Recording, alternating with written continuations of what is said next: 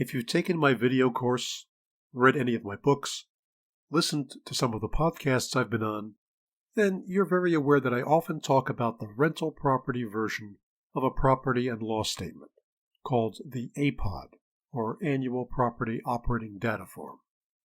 I usually rant about how it's okay to treat certain costs as property operating expenses, costs like maintenance and insurance, for example, but how you have to be careful not to mix in other non-operating costs, like mortgage interest, for instance. So why the nitpicking? What's the big deal? Well, the whole point of doing this income and expense statement, this APOD, is to get a particular bottom line, one that we call net operating income. Now, NOI matters because it's typically used by buyers and sellers and appraisers to estimate the current market value of an income property, and also used by lenders as part of their mortgage underwriting. It's important that you and all these other people are talking about the same thing when you say NOI. Otherwise, chaos, babble. So you have to resist the temptation to be creative about what costs you choose to include or exclude from your list of operating expenses. Because if you come up with a non-standard way of calculating NOI, then your estimated market value or your estimated debt coverage is going to be out of sync with what everyone else is looking at for the same property. And that's not helpful. Now, maybe in part thanks to my unrelenting effort to drive home this point in my books and posts and courseware and software, I think most investors with whom I cross paths are pretty good about not garnishing their list of OPEX items with stuff that doesn't belong there. But my post today is to call out the opposite. An expense that I see people frequently leave out of their NOI calculation. They leave it out, but they shouldn't. And that expense is property management.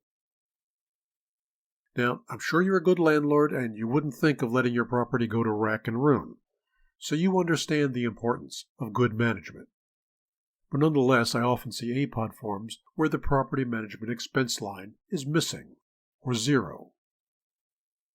If I ask why, well, the answer might be because it's a freestanding triple net lease property with minimal landlord responsibilities.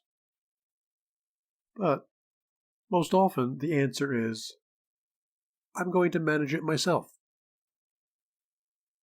And that's fine if that's what you want to do, and I'm not suggesting that you shouldn't. You certainly wouldn't be alone.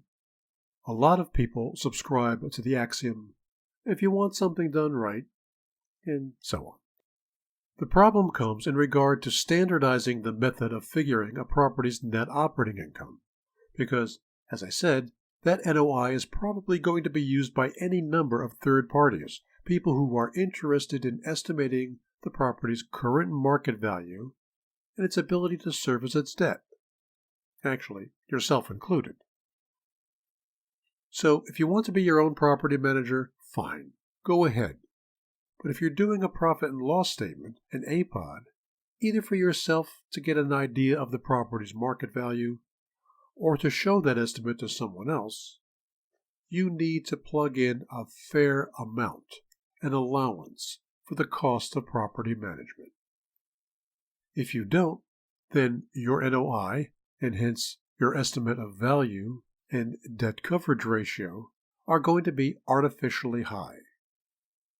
And when an appraiser or buyer or lender sees that, they're going to plug in their own estimate for management, and you will have lost control of the presentation. Remember, you don't have to write yourself a check for management. You just need to put in a credible allowance for what it would cost to have someone do what you're doing.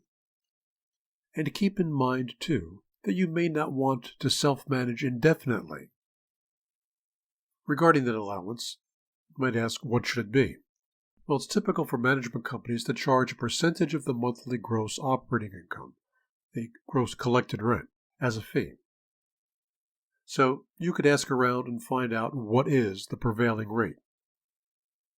It varies, of course, from market to market.